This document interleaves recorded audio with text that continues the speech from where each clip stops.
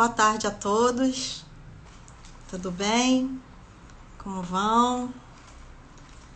Já estou aqui conversando com o professor Gustavo, ele já está chegando daqui a pouquinho para falar com a gente. Tudo bem? Como vão? Então, boa tarde para quem não me conhece, meu nome é Cristiane Wakura, eu sou hoje coordenadora da escola da AGU na 2ª região. A gente está agora aqui com esse projeto Escola em Casa, então nós estamos fazendo várias lives, vários cursos, todos pela plataforma Teams ou aqui no Instagram. Também temos alguns projetos em parceria e estamos sempre divulgando os nossos eventos no Instagram da Escola da AGU e também nos outros meios oficiais de comunicação. Vou conversando aqui com vocês enquanto o professor Gustavo chega. Gostaria de inicialmente cumprimentar a nossa direção central, nosso diretor Danilo Santana, nossa vice-diretora Adriana Venturini, que tiveram essa iniciativa de implementar esse programa Escola em Casa, para a gente poder continuar acompanhando as ações da escola em tempos de pandemia. E esse é o tema de hoje que nós vamos conversar aqui com o professor Gustavo Binemboim. Já estou vendo vários colegas aqui chegando. Rodrigo já está aí. Tudo bem? Dani, tudo bem? Como vai? Pessoal da AGU, pessoal também de outras instituições que estão sempre acompanhando a gente. Muito bom estar com todos vocês aqui nessa live. Espero que realmente seja um grande evento. Também gostaria de cumprimentar, continuando aqui os cumprimentos, os nossos colegas, né, que estão entrando aí, nossos diretores regionais. Então, nós temos na 1ª região o Rodrigo Ribeiro, que está aí nos acompanhando. Na 2ª região sou eu. 3ª região, doutora Rita Nolasco.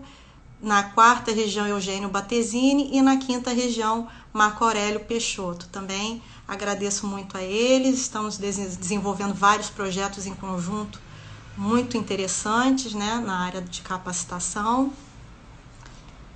E agora estou vendo aqui se o professor consegue chegar, se está tudo bem. Então, também nós temos uma outra novidade que eu gostaria de anunciar, que são as salas temáticas. Essas salas ainda estão restritas para quem tem acesso pela rede AGU, mas também é uma iniciativa muito interessante que a gente provavelmente vai dar seguimento mesmo após esses tempos de Covid, assim mesmo com relação a esses eventos online. São salas que têm vários temas e os colegas podem lá terem acesso a vários materiais sobre diversos assuntos. Nós temos já uma sala de Covid-19, que tem tudo sobre contratação, essas medidas emergenciais, e nós temos colegas também que eu gostaria de registrar aqui meu agradecimento, que são conteudistas, que estão sempre lá atualizando o conteúdo com todo o material que nós temos da AGU, pareceres referenciais, nós temos artigos doutrinários, manuais, legislação, enfim, tudo relacionado ao tema está lá disponível para todos vocês. Vamos ver aqui.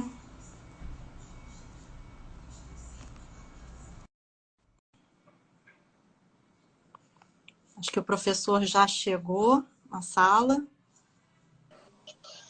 Consegui. Pronto. Olá. Olá, já vou aqui cancelar a nossa tela. Tudo bem, Cristiane? Pronto. Tudo bem, professor Gustavo? Como vai? É uma Tudo bom, grande e você? honra tê-lo aqui. Muito obrigada por sua presença, por aceitar o nosso convite. A gente vai falar de um assunto que é muito importante, né, nesse momento, e é uma pessoa que eu pensei na hora em convidar, né, foi o professor Gustavo, que é uma grande referência que a gente tem, tanto como jurista, mas como pessoa, um grande professor de direito administrativo, um dos maiores juristas da atualidade. Então, eu tenho uma honra muito grande de poder estar aqui com você, fazendo a minha primeira live. Então já estou Que bom. estreando, né, de maneira muito feliz. E eu gostaria então aqui, né, de rapidamente, né, professor, eu sei que o professor dispensa a apresentação, todos já te conhecem muito bem, mas eu vou passar aqui rapidamente aqui o seu currículo, enfim, que é maravilhoso. O professor é doutor em Direito Público pela UERJ, mestre em LLM, Master of Laws pela Yale Law School, mestre em Direito Público pela UERJ, ou seja, 100% ergiano também, né, professor? Professor titular de Direito Administrativo da Faculdade de Direito da UERJ, professor do curso de pós-graduação da Fundação Getúlio Vargas, professor emérito da Emerge, autor de livros e artigos publicados, membro do Conselho Editorial da Revista de Direito Administrativo Contemporâneo, REDAC, e também procurador do Estado do Rio de Janeiro. Aproveito também aqui para registrar meu agradecimento à ESAP, que está sempre junto aqui com a gente nos nossos projetos da escola da AGU, através da pessoa do diretor Rodrigo Valadão. Muito obrigado. Ontem mesmo eu estava com outro colega de vocês conversando sobre autorregulação, estava aqui falando com o Bruno Bocchimpani, que foi meu colega de turma, de faculdade. Então, mais uma vez, eu agradeço muito a ESAP também por essa parceria. Então, professor, o pessoal está aqui para te ver, já estão todos aqui lhe assistindo, então eu vou lhe passar a palavra para falar sobre esse assunto. Já vou fixar aqui o assunto para os colegas visualizarem. Análise constitucional sobre as medidas emergenciais no enfrentamento de pandemias. Então, professor, a palavra é toda sua. Bom, Cristiane, muito obrigado pelo convite. Queria, em seu nome, agradecer à Escola da AGU por essa iniciativa. É um prazer e uma honra também para mim poder participar desse debate com colegas e amigos. Aproveito para também mandar um abraço carinhoso a todos os amigos e amigas que nos acompanham. É um momento, sem dúvida, único e difícil na vida da nossa geração, mas é também uma situação de solidariedade, de calor humano, de troca de afetos, de experiências e por essa via aqui um pouco de troca de ideias sobre o nosso métier, né? Então, quero abordar alguns aspectos que nos afligem a todos nós durante essa pandemia, começando acho que a questão mais premente de todas é de que maneira as medidas de polícia sanitária vêm sendo adotadas no Brasil, né, um país complexo, de dimensões continentais, de grande diversidade socioeconômica, de grande diversidade na qualidade dos serviços públicos, também em função da distribuição da riqueza pelo nosso território, e de que maneira o Supremo Tribunal Federal, as instituições democráticas vêm se organizando para isso. É um momento realmente muito desafiador também do ponto de vista jurídico, né? Do ponto de vista assim, do poder de polícia sanitário, acho que o governo federal deu uma largada muito alvissareira com a edição, ainda no dia 6 de fevereiro de 2020, da Lei 13.979, que é conhecida como Lei do Coronavírus, que é uma típica lei nacional de normas gerais que habilitou o Estado brasileiro, não apenas a administração pública federal, mas também as administrações estaduais e municipais, com um conjunto de ferramentas de polícia sanitária que naquele momento pareciam suficientes para o combate à expansão da pandemia, né? Uma lei que prevê, por exemplo, o isolamento de pessoas já infectadas ou doentes, a quarentena de populações suspeitas de infecção, a realização de exames compulsórios, o isolamento de instalações, de bagagens, tudo dentro de uma lógica que naquele momento parecia ser mais do que suficiente para o controle da propagação da doença, né? Era a lógica do chamado isolamento vertical ou hierarquizado, em que ao Estado caberia identificar, por meio de testagens, por amostragem, a população contaminada ou adoentada ou suspeita de contaminação, realizar o isolamento e a quarentena e, assim, controlar a disseminação da doença.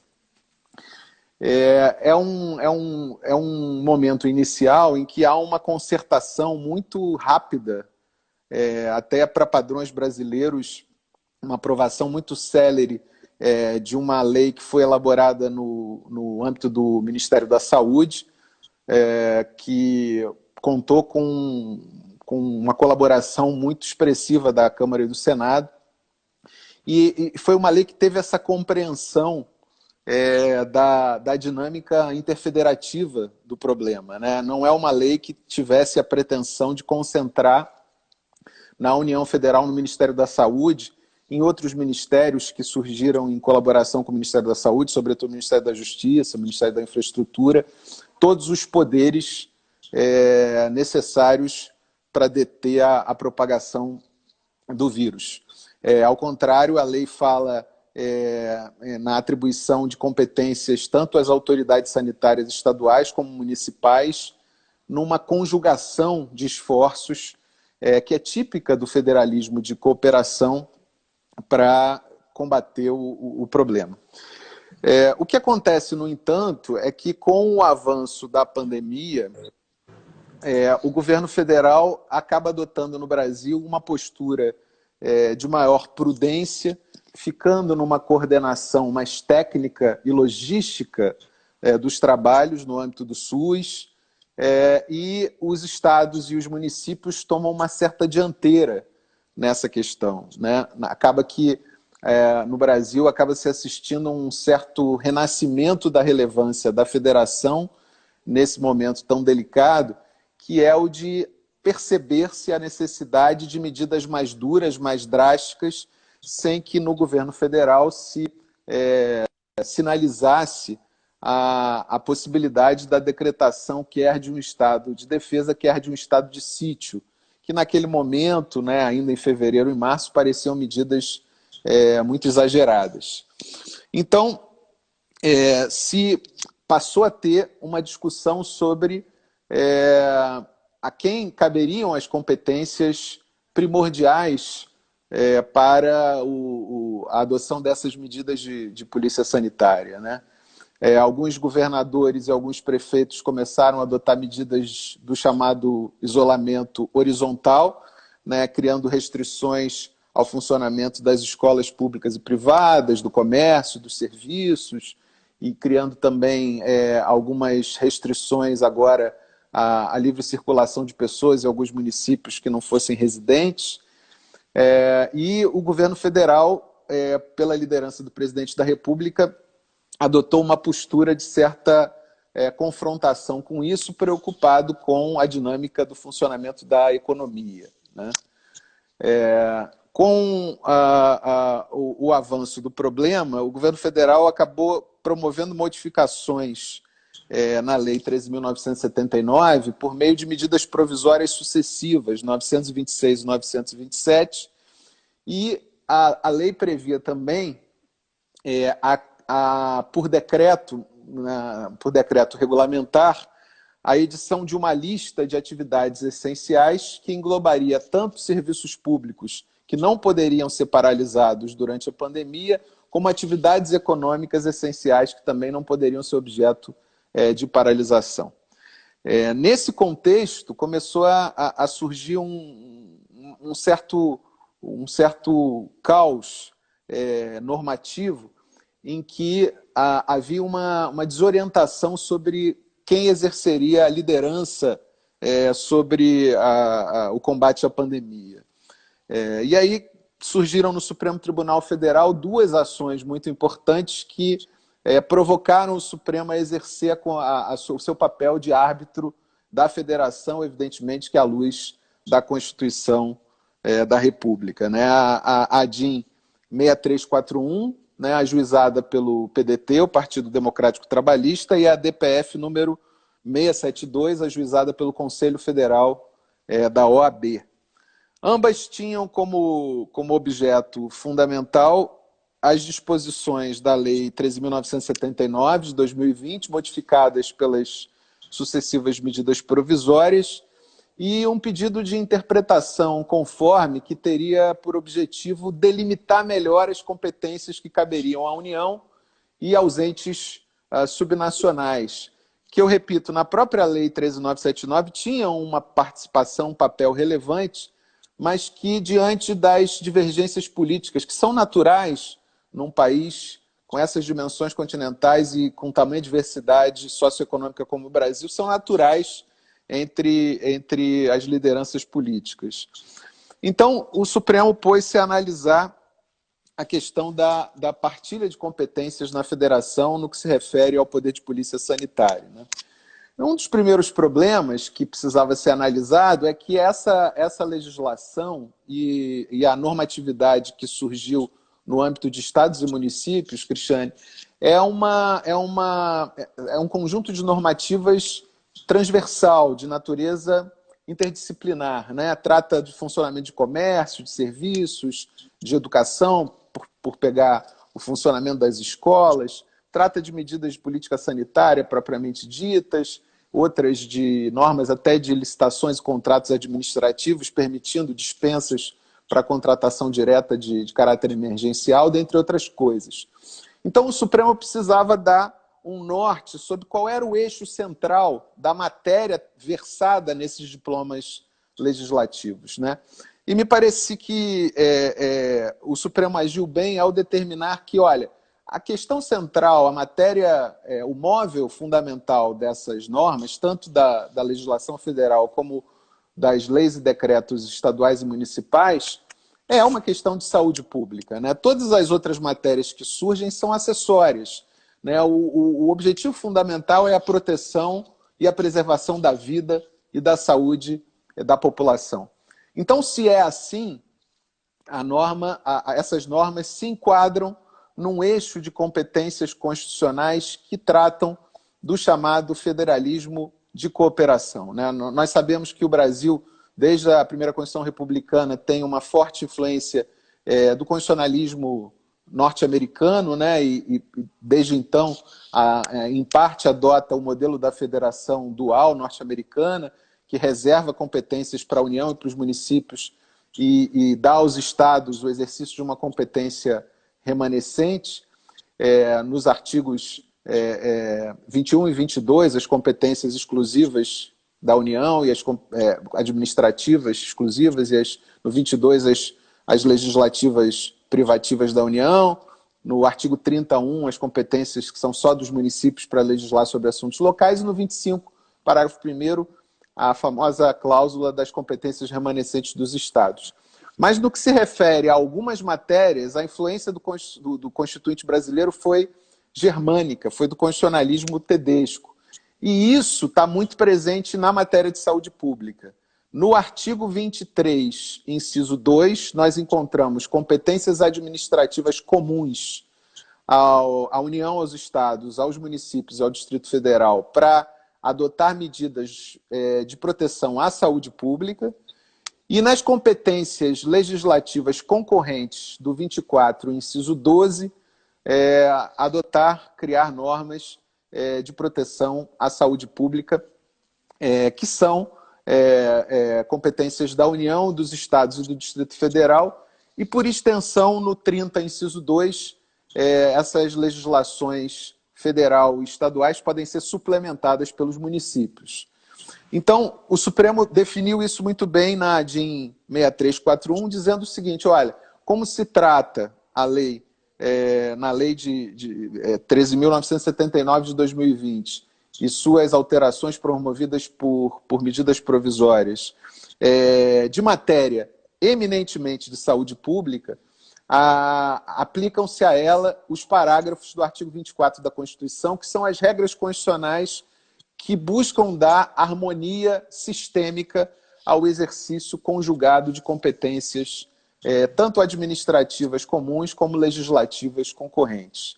Né? Nesse caso aqui da lei, aplica-se o parágrafo 1º do artigo 24, que diz que, no âmbito dessas competências concorrentes, a União deve se limitar, e o uso do verbo limitar aqui é muito expressivo, a editar normas gerais, ou seja, normas de caráter nacional, versando, por exemplo, sobre controle de fronteiras, comércio interestadual e internacional,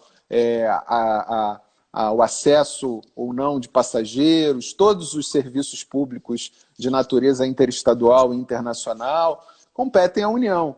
E as normas gerais devem ser normas que não devem descer a detalhes, a minúcias, a ponto de esgotar as competências estaduais e municipais, que têm um papel relevante na sua adaptação, na sua concretização no âmbito regional e local. O parágrafo 2º desse artigo 24 segue dizendo que o exercício da competência federal não impede os estados de adaptarem as normas gerais federais às suas peculiaridades, às suas necessidades regionais. O parágrafo 3º, também muito importante nesse caso, como eu vou tentar explicar, diz que se houver alguma omissão da legislação federal, os estados legislarão plenamente. E no parágrafo 4º, a norma de salvaguarda da federação, que diz, olha, mesmo que não haja hoje uma norma geral federal, a superveniência de uma lei federal trazendo essas normas gerais, que sejam contrárias a leis estaduais, fará com que as leis estaduais, em sentido contrário, percam a sua eficácia. Né? Então, o que o Supremo fez na ADIM 6341 foi aplicar essas regras do artigo 24 ao caso concreto. Então, o Supremo decidiu duas coisas muito importantes para a Federação Brasileira e, no momento de pandemia, muito importantes para decidir o nosso futuro. O Supremo disse, em primeiro lugar, o fato de existirem normas previstas na Lei 13.979 e um decreto regulamentador editado pelo Presidente da República com base nessa Lei 13.979 não elimina a possibilidade de estados e municípios adaptarem essas normas federais, que são regras gerais, são normas gerais, às suas necessidades regionais e locais. E aí se aplica o critério do predomínio do interesse. Né? Se a questão envolve, por exemplo, um serviço público de dimensão intermunicipal, ele será da competência do Estado. Uma atividade econômica de interesse metropolitano de vários municípios, a competência será estadual. Mas se o serviço público ou a atividade econômica for de dimensão ou de interesse puramente local, a competência será municipal. Então, estados e municípios podem adotar regras, seja fundadas diretamente na Lei 13.979, né, por exemplo, de isolamento ou de quarentena, adaptando essas regras às suas necessidades regionais e locais, ou mais do que isso. Como a Lei 13.979, isso também o Supremo reconheceu, foi editada ainda no início de fevereiro de 2020, no momento em que parecia, e é natural, a ciência evolui na medida em que as necessidades vão surgindo, né? Assim, ali parecia que o isolamento vertical e hierarquizado era a medida suficiente para o combate à pandemia. Mas, com a evolução dos fatos e a relutância do presidente da República em adotar essas medidas pelas suas próprias convicções, os governadores e prefeitos viram-se na contingência de exercer essas competências constitucionais concorrentes, adotando medidas mais duras de isolamento e distanciamento horizontal. Então, seja por força do artigo 24, parágrafo 2º, né, que permite que as normas gerais federais sejam adaptadas às peculiaridades locais e regionais, seja por força do parágrafo 3º, que diz que não havendo normas gerais proibitivas em sentido contrário, os estados e por força do 30, inciso 2, os municípios podem legislar plenamente. O que o Supremo disse foi, está ok que nesse momento de pandemia, num país com essa dimensão continental e tamanha diversidade socioeconômica, diversidade de capacidade do próprio sistema público de saúde de atender às necessidades da população, que governadores e prefeitos exercessem uma certa liderança nas medidas de polícia sanitária no combate à pandemia. E mais do que isso, aí a segunda tese fixada na ADIM 6341, que também foi muito importante, foi o momento em que o presidente da República dizia, não, está na hora de reabrir. Mas você imagina, Cristiane, comparar o Brasil, não dá para comparar com nenhum país isolado da Europa. O Brasil tem uma dimensão como se fosse a União Europeia, né? E aí a comparação é dos estados com cada estado europeu. Então não é possível você ter uma solução nacional única para um país com essa diversidade. A gente vê que Manaus tem uma situação hoje e Curitiba e Florianópolis uma situação completamente diferente. Os estados têm situações assimétricas, tanto na evolução da propagação da pandemia, como na capacidade do seu sistema público de saúde. Apesar de ser um sistema único, a gente sabe que ele varia de estado para estado, de região para região. Então, naquele momento em que o presidente ameaçava por decreto ampliar muito a lista de atividades essenciais, fazendo um destravamento das atividades de maneira abrupta, o que o Supremo disse na segunda tese fixada na ADIM 6341 foi a União caberá por decreto do presidente da República dispor, como é natural numa federação, sobre os interesses de natureza nacional, transcendente, né, que digam respeito ao país, às suas relações exteriores, controle de fronteiras, atividades, serviços públicos interestaduais, internacionais e assim por diante. Mas aos estados compete dispor sobre o funcionamento ou não dos serviços públicos intermunicipais e metropolitanos e aos municípios sobre os serviços públicos e atividades de interesse local. Então, houve, pelo Supremo, um certo reconhecimento da relevância da federação num momento de grave crise, o que é natural, porque a Constituição brasileira foi uma Constituição de 88 que investiu muito na descentralização político-administrativa, o que, de certa forma, no Brasil é ainda um aprendizado institucional a ser feito. Então, acho que esse era um momento importante que o Supremo tinha que realmente participar como árbitro das regras constitucionais sobre a federação e o fez. Estava lidando com um momento de conflito entre poderes no âmbito da federação e acho que sinalizou até para frente daquilo que nos espera para as próximas semanas, que esse destravamento inteligente das atividades econômicas, dos serviços públicos, tem que se dar de maneira gradual e não necessariamente uniforme em todo o território nacional. Por quê? Porque o país é grande demais e muito diverso. Então, já falei isso várias vezes. Isso em inglês tem sido chamado de Smart Unlock. Embora os países anglo-saxônicos estejam apanhando muito, tanto o Reino Unido como os Estados Unidos não são os melhores exemplos, mas o termo em inglês é interessante. Smart Unlock significaria isso, né? Um destravamento inteligente que conjugue, né, o controle da pandemia com achatamento da curva, diminuição de casos e de mortes, com a capacidade do sistema de saúde ir atendendo as pessoas com a otimização do tratamento, com a diminuição, né, das casualidades, do número de mortes, não de pessoas, pelo menos de pessoas que não seriam atendidas por um sistema de saúde que no pico não teria capacidade de atendê-las.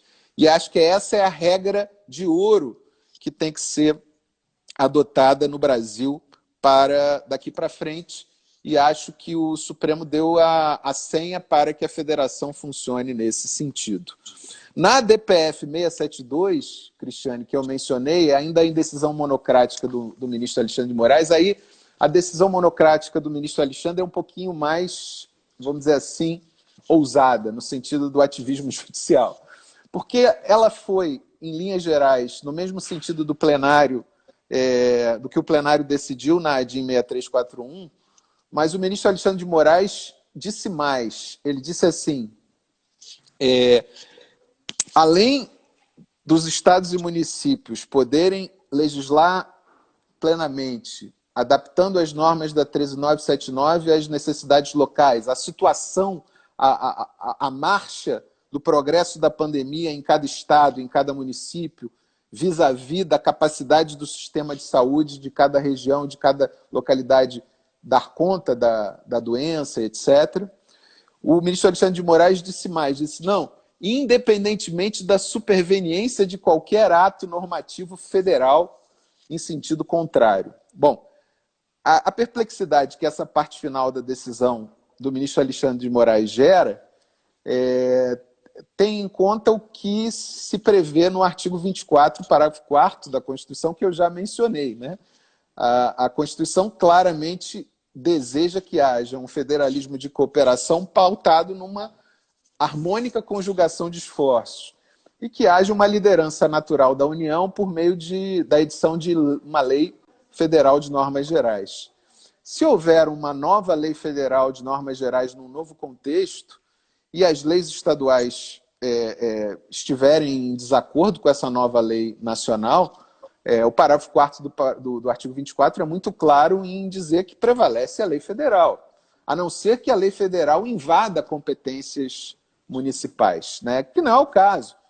O que a gente espera é que a lei federal permaneça como está e que os estados e municípios conduzam essa situação, que leve esse barco, como dizia o Paulinho da Viola, durante a tempestade, o comandante tem que conduzir o barco devagar até o final da tempestade, para que a gente chegue do outro lado, abra a Arca de Noé e possa ver o sol raiar e o arco-íris brilhar no céu.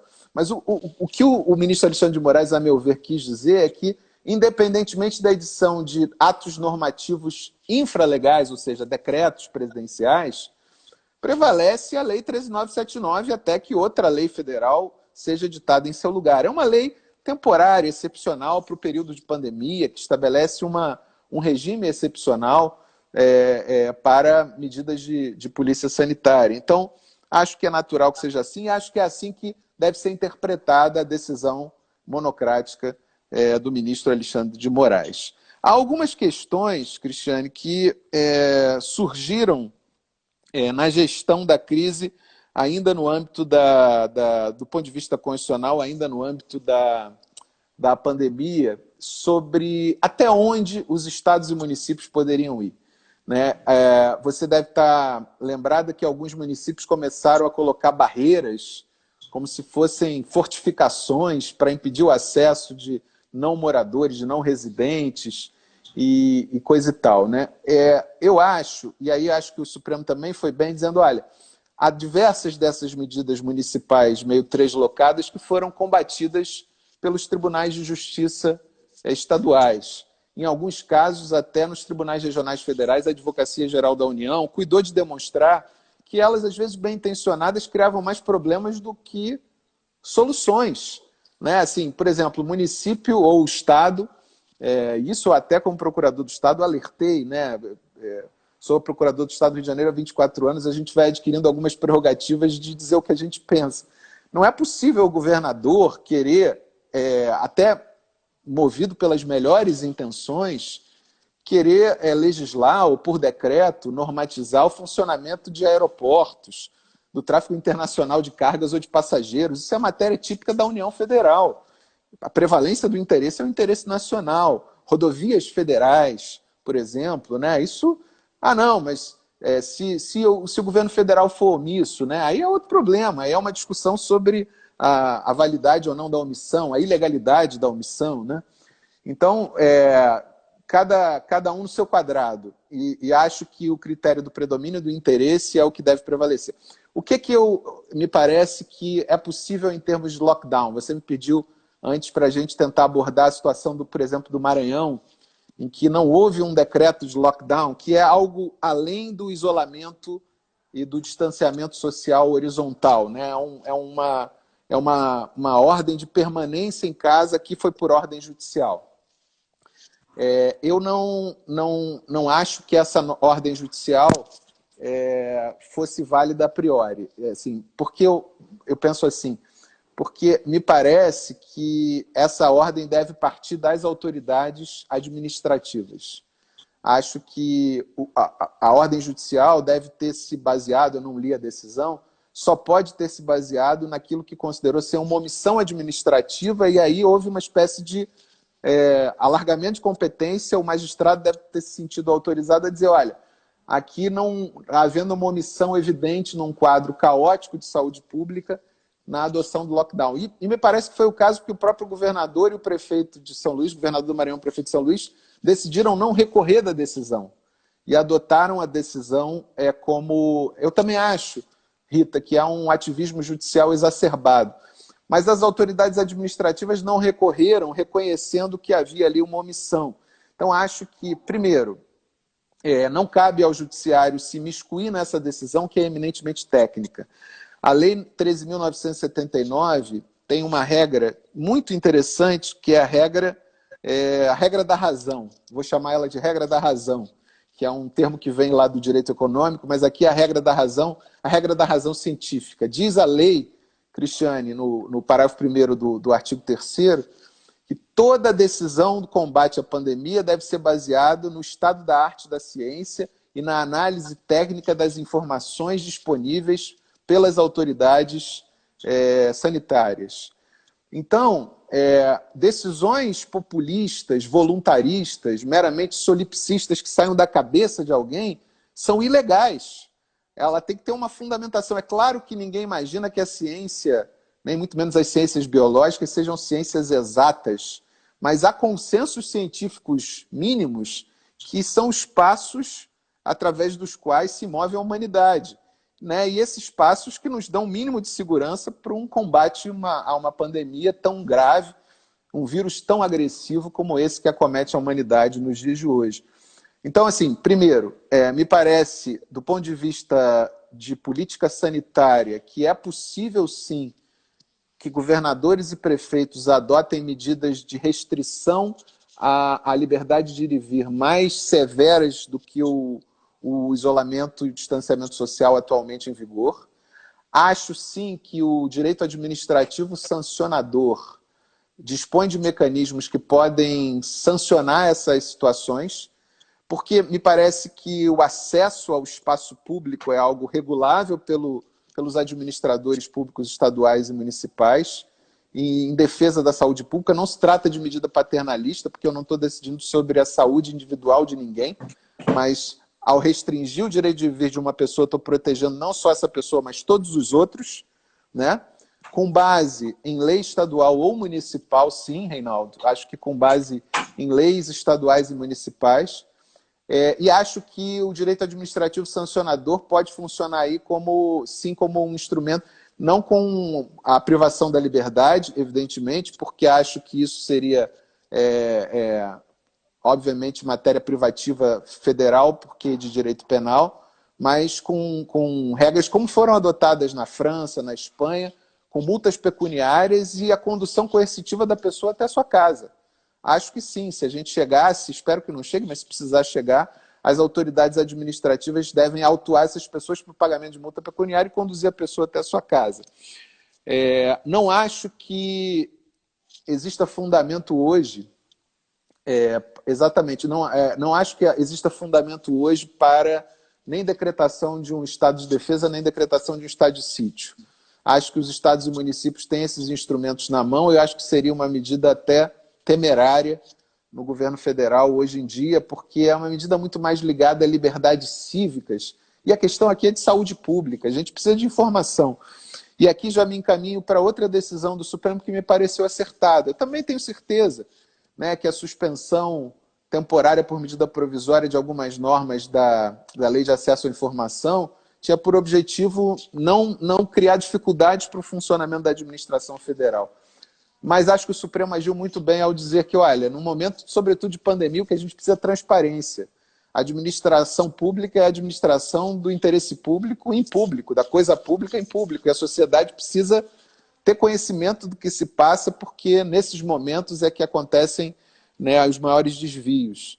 E acho que não havia nenhum fundamento relevante para excepcionar a lei de acesso à informação nesse momento. Eu acho que foi mais um gol de placa que o Supremo fez nessa circunstância extrema.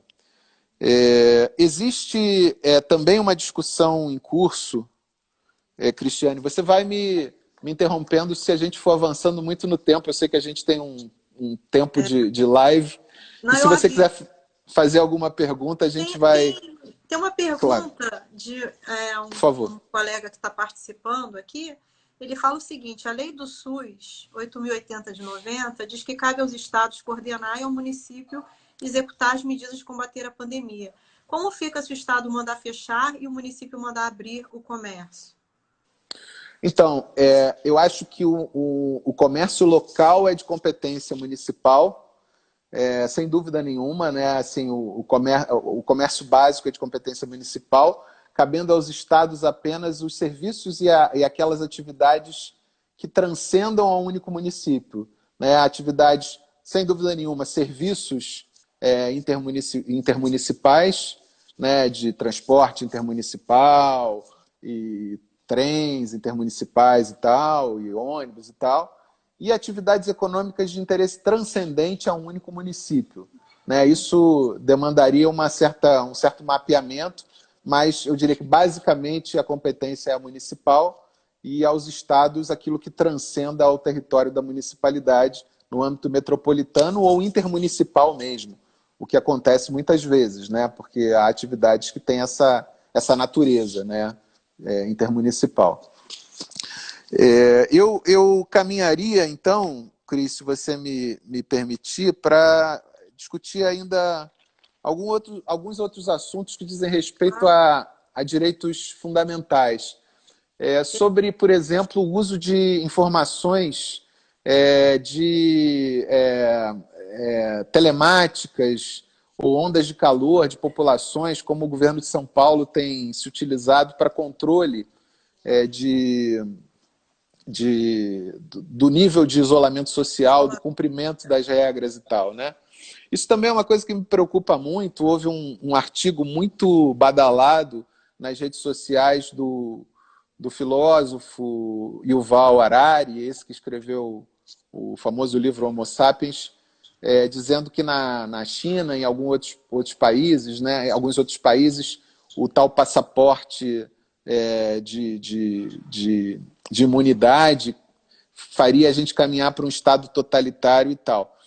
Eu acho que é uma coisa para se ter uma preocupação, mas assim, o que tem sido feito no estado de São Paulo, eu até participei de uma live com a escola da PGE de São Paulo.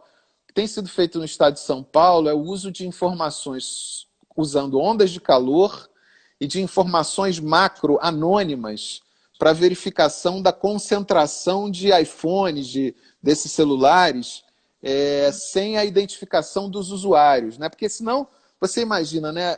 Hoje em dia, o nível de distopia é tão grande, você poderia imaginar que o Estado poderia rastrear onde você, Cris, saiu de manhã, onde você tomou café, com quem que você almoçou, o que você fez e tal.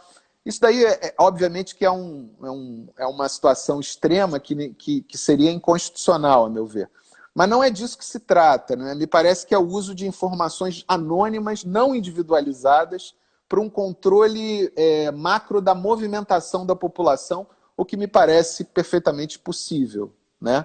A liberação de dados das companhias telefônicas ao IBGE foi suspensa, né, por decisão. Eu vi aqui que há uma pergunta da ministra Rosa Weber. Aí me parece que, desculpe a expressão, coloquei, o buraco era mais embaixo, porque aí era o compartilhamento de dados sensíveis das pessoas com um órgão público por medida provisória, o que eu acho que seria algo muito, muito temerário, sobretudo sem uma discussão mais aprofundada no Congresso Nacional. E mesmo que houvesse lei, eu não tenho dúvidas se isso poderia ser feito sem uma investigação em curso, né? Assim, acho que pelo menos um devido processo legal com uma investigação em curso, não digo necessariamente ordem judicial, porque o Supremo já até decidiu que com investigações em curso a Receita, os órgãos de inteligência podem compartilhar essas informações, mas acho que a medida provisória foi bem suspensa por decisão da ministra Rosa Weber. Você quer caminhar... Temos mais quanto tempo, Cristiane? Olha, nós temos mais uns 15 minutos.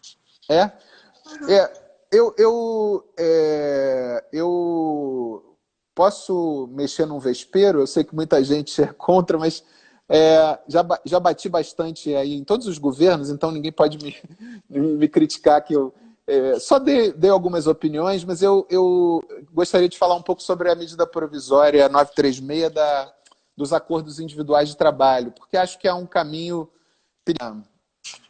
no momento da pandemia. Né? Vocês sabem, só para recordar, que como medida extrema de preservação dos empregos no Brasil, a gente já tinha 12 milhões de desempregados e os cálculos por baixo que têm sido feitos aí por alguns economistas é que a gente pode chegar no final da pandemia, infelizmente, com 30 milhões de desempregados. Isso sem falar nas pessoas que têm empregos informais que estão sem atividade dado o isolamento social. Então é uma situação muito delicada, muito preocupante, né? O que o governo fez foi adotar, por medida provisória, uma solução em que, por acordo individual, era possível reduções, né, de percentuais né, de 75%, 50% até 25%, proporcional à jornada de trabalho, e esses acordos individuais valeriam por 3 meses,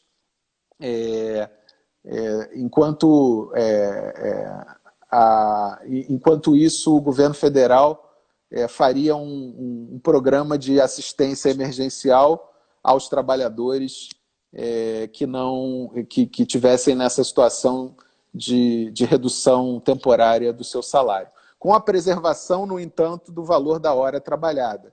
Redução proporcional da jornada, do salário proporcional à jornada, mas com essa participação do governo, que evidentemente não preserva a integralidade do salário, mas era o limite do que eu entendi ser a capacidade financeira da União Federal dar essa assistência. Então é um programa de assistência social, de preservação do emprego, porque houve uma adinha ajuizada pelo partido Rede Sustentabilidade, o ministro Lewandowski foi sorteado relator e deferiu uma liminar monocraticamente no seguinte sentido, de que esse dispositivo especificamente aparentava violar o artigo 7º, inciso 6º da Constituição, que prevê a irredutibilidade do salário do trabalhador, salvo acordo ou convenção coletiva. Né? Então, é aquela previsão constitucional de que o acordo ou a convenção coletiva podem prevalecer sobre a irredutibilidade salarial, mas aí disse o ministro Lewandowski que a medida provisória foi além e permitiu que um acordo individual prevalecesse sobre a irredutibilidade do salário, o que seria contrário à Constituição nesse ponto. E daí ele adotou uma solução de interpretação conforme, que era que o empregador que optasse por essa solução deveria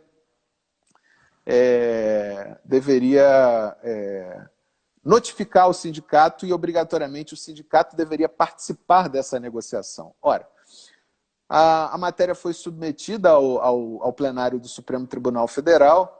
O ministro Lewandowski não foi apenas acompanhado, foram além disso. Né? O ministro Fachin e a ministra Rosa Weber consideravam essa norma simplesmente inconstitucional, mas 7 dos 10 ministros que estavam participando do julgamento consideraram a norma integralmente constitucional. Né? Foi uma decisão do Supremo que me parece defensável num momento de crise aguda como que a gente ultrapassa. Eu citaria alguns elementos para justificar a defesa da decisão do Supremo. O primeiro elemento é que é uma norma temporária, né, por 3 meses, e com um objetivo, com uma finalidade constitucionalmente adequada, que é a preservação do emprego. Essa preservação do emprego se alcançaria com a interrupção do contrato de trabalho, também temporária, ou a redução proporcional da jornada ao salário. A resposta que os ministros Rosa Weber e Fachin e o próprio ministro Lewandowski não dão é que, se a redução não for possível, a farmacologia jurídica não tem remédio para o desemprego. Simplesmente essas pessoas poderiam ser demitidas. E aí, com sorte, receberiam as parcelas rescisórias do seu empregador se não tiver numa situação de dificuldade financeira. Então, o que o Supremo disse foi, olha, o que a Constituição prevê para ambientes de normalidade, que é a necessidade de participação do sindicato na negociação coletiva, é uma situação que, vamos dizer assim, se transmuda no momento em que há uma normalidade, em que o governo participa com uma quantia em dinheiro que surge num programa de assistência ao trabalhador que visa a preservação do emprego.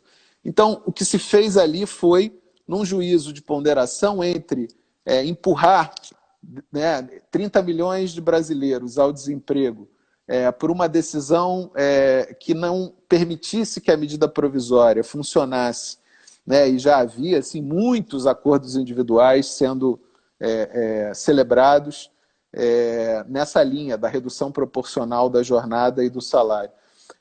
E a solução radical, que seria, não, vamos preservar a norma constitucional e gerar o desemprego em massa, era uma solução que se considerou que violava mais a própria Constituição, que seria mais gravosa a normatividade constitucional. Que é uma situação extrema, né? Uma situação em que o Supremo foi obrigado, eu me lembro, na Corte Constitucional da Alemanha, Cris, foi uma situação em que a Corte Constitucional foi obrigada a declarar a inconstitucionalidade da lei eleitoral com base na qual o parlamento foi eleito.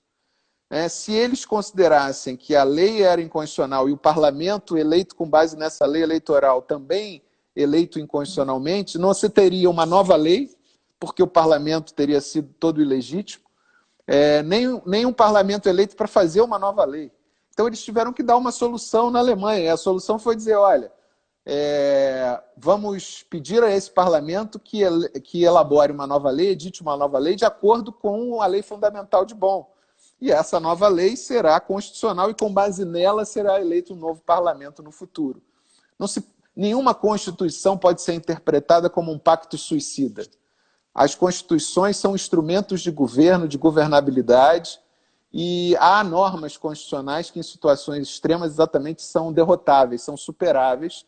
Eu acho que foi isso. Era uma solução temporária com o auxílio do governo ao trabalhador para uma situação que, de outra forma, teria um desfecho mais inconstitucional ainda. E aí acho que a decisão do Supremo por 7-3 acabou ficando de bom tamanho. Acabou sendo uma boa solução. Eu não sei se você tem alguma outra questão, se você quer propor alguma... Eu vou voltar naquela questão que eu até tinha comentado anteriormente, né, que a gente conversou rapidamente, sobre a fila única, aquela ideia da fila única, né, em razão dessa concessão de liminares que a gente está acompanhando aí. Então, o judiciário está concedendo liminares para que algumas pessoas que não têm plano de saúde, elas possam ser atendidas numa rede privada, mas não existe aí um controle sobre essa gestão, né? Onde é que tem lugar, onde não tem. Então, eu queria que você falasse, né, professor, sobre essa questão. Tá, ótimo. Só pergunta difícil. As coisas fáceis já levaram todas, né, Cris? Essa é uma das questões assim, que mais deve nos intrigar, não apenas nesse momento de crise aguda da pandemia da Covid-19, mas eu acho que deve provocar a nossa reflexão como operadores do direito e como cidadãos brasileiros para o futuro, que é o grau de judicialização da saúde pública no Brasil e da saúde privada também, né? Por quê? Porque, se você pensar bem, evidentemente que o Poder Judiciário tem esse papel institucional de trincheira de direitos, de última instância que o cidadão pode recorrer, mas a situação da pandemia evidenciou uma circunstância de escassez de recursos materiais, que infelizmente, no Brasil, agravada pela nossa crônica desigualdade socioeconômica, mas que é de uma necessidade de gestão racional e ética de onde esses recursos vão ser e como esses recursos vão ser alocados. Então, quando se pensa assim, num conjunto de decisões judiciais que individualmente vão privilegiar determinadas pessoas, e que, pelo acesso diferenciado à justiça, pela circunstância de juízes diferentes proferirem decisões em situações iguais, mas de conteúdos diferentes, bypassando as orientações gerais das autoridades sanitárias, federais, estaduais e municipais, o que se tem, na verdade, um redirecionamento de recursos determinado pelo Poder Judiciário. E eu entendo que o Poder Judiciário brasileiro não tem legitimidade, não tem expertise e acaba criando situações anti-exonômicas ao tentar solucionar esses problemas. Muitas vezes, no plano sistêmico, no plano mais global, essas intervenções do Poder Judiciário acabam sendo mais gravosas para a coletividade do que boas soluções. Por quê? Eu acho, e isso está previsto na própria lei do coronavírus, na lei 13.979, Cris, que uma das medidas que as autoridades de saúde pública podem adotar, isso foi adotado na Espanha. Eu andei estudando isso, que foi adotado na Espanha. Parcialmente, o sistema espanhol foi publicizado por requisição administrativa. Né? A Espanha tem um sistema público de saúde como o Brasil, mas, diferentemente de França, por exemplo, a Espanha também tem um sistema privado, um sistema hospitalar privado bastante significativo.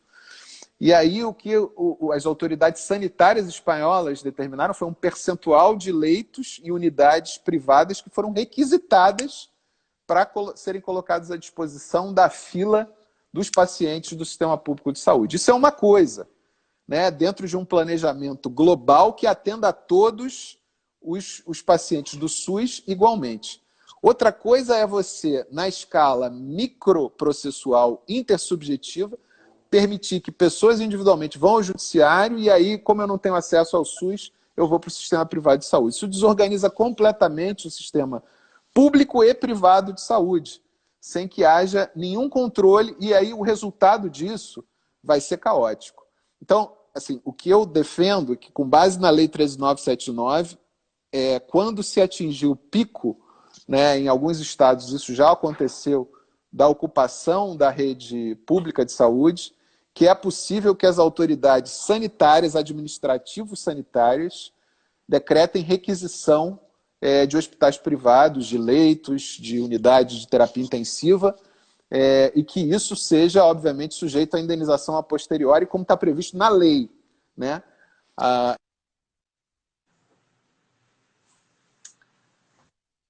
um escrutínio público de transparência. Quais são os critérios? Atingiu o percentual X, precisamos de tantos leitos. Agora, isso na escala individual do Poder Judiciário, francamente, acho que o Judiciário não tem condições de fazer esse planejamento global e vai acabar produzindo mais injustiça do que justiça. Perfeito. Bom, professor, então eu acho que nós chegamos aqui no nosso tempo, já está aqui o aviso que vai encerrar. Então, só gostaria de agradecer novamente, em nome da Escola da AGU, a sua participação, em nome também de todos os colegas que estão nos assistindo, que muito te admiram. Então, em nome de todos eles, eu faço esse agradecimento. E deixo aí um minutinho para você se despedir, professor. Muito obrigada. Tá bom, Cris. Eu que te agradeço muito pelo convite, agradeço a todos os amigos, colegas, gentis que nos acompanharam. Queria, na verdade, deixar uma mensagem de esperança e otimismo, né? A gente está vivendo momentos muito difíceis, parentes idosos nossos, isolados, a gente privado desse convívio com amigos, com familiares. Eu acho que é um momento da gente ter resiliência, né? Eu gosto muito de um ditado budista, você que é de origem oriental, que diz que mais forte que o homem forte é o homem paciente. É preciso ter paciência, esperar isso passar. E é preciso continuar com a fé no direito. A gente não pode imaginar que um momento de crise deflagre um estopim de ruptura do Estado Democrático de Direito. Essas conquistas não são conquistas só da nossa geração, são conquistas da sociedade brasileira como país e são a base para o nosso futuro. Então, é a partir daqui que a gente tem que seguir em frente e acho que é a partir daqui que a gente vai, se Deus quiser, ver dia